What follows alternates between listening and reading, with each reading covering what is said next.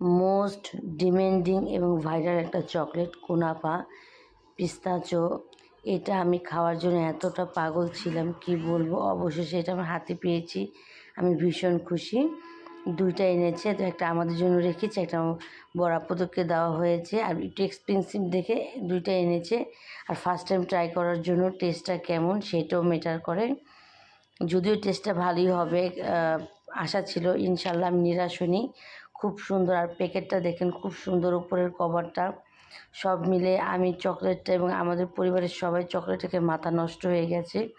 আমার হাজব্যান্ড যখনই next time India যাবে অবশ্যই এটা আমি একটু বেশি করে আনাবো। এত মজা ছিল, এত মজা ছিল কি আর বলবো। ইভেন আমার শাশুড়ি মাও খুবই পছন্দ করেছে চকলেটটা খেয়ে, যদিও সে খুব একটা খায় না ডায়াবেটিসের কারণে।